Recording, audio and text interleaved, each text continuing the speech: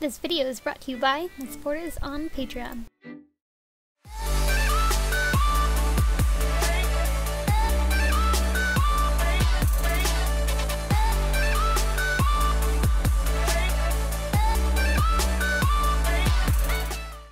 Hi guys, I'm here with a video showing you how I made my Bakugou mask. And what I did first was create patterns which are available on my store Envy and Etsy, and transferred those onto 2mm EVA foam. The entire mask is made out of that thickness of foam.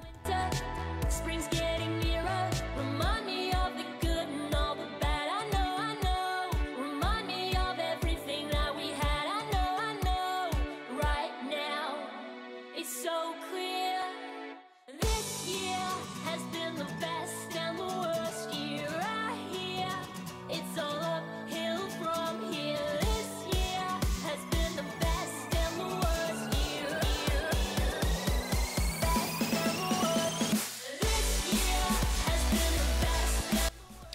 So during the setup, it was hard to record anything that required a heat gun, but after I cut out this piece, basically all I did was use a heat gun and then carefully shaped it around my face. Be careful, because if it gets too hot, you can burn yourself. So if you're worried about that, go ahead and form it around a wig head mannequin instead. Or put a piece of fabric in between you and the mask, because you're gonna need to shape it around your nose, and most wig head mannequins don't have noses.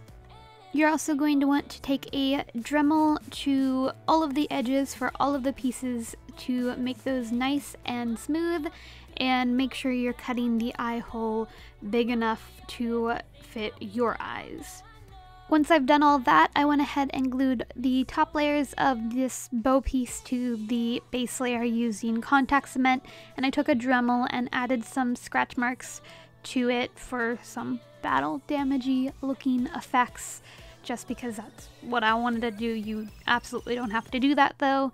You could just skip that step and go straight to priming. To prime it, I used Plasti Dip in black so that I didn't have to paint the black pieces, which means I didn't have to paint the mask because it was already black from the Plasti Dip, and I just had to carefully paint the orange pieces of the bow part orange without getting it on the black.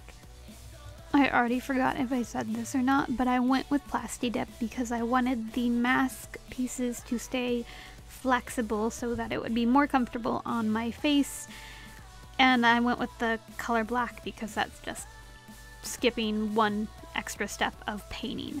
To paint the orange pieces orange though, I put down a few layers of white because otherwise the orange wasn't really showing up on the black Plasti Dip very well, so it needed a white base.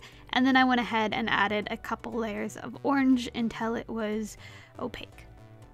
And I used acrylic paint for all of the painting on this project.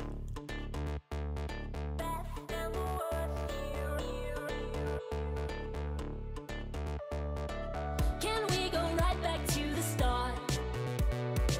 I got a little lost, done living in the past. There's many seasons in our life. It's been a long winter, spring's getting near. Since I was in a rush for this costume, like finishing it, I did skip out recording a couple of parts because my camera was either full on memory or the battery was dead and I didn't really have time to wait for it. So I'm going to go over how I made the attachments for this. The mask attaches with an elastic band that just goes around my head. It's black elastic band, it's nothing special, but I just pull hair out to cover it a little bit. And then the bow piece attaches using magnets. So I stuck or made a little square foam piece to stick under my wig, but you can also just glue them directly onto the wig if you prefer that. And then I stuck wigs onto the part of the bow piece that rests against my head, and it just pops on and off, and it's that simple.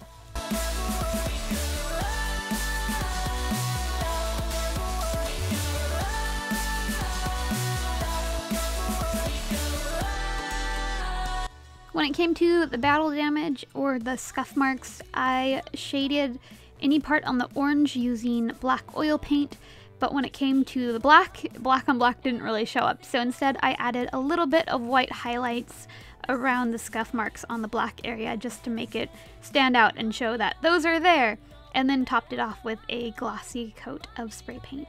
And that's it for this video. I hope you guys found this helpful. I'll be back with some more videos soon and a couple more Bakugou related ones. Have a lovely day and thanks for watching. Bye!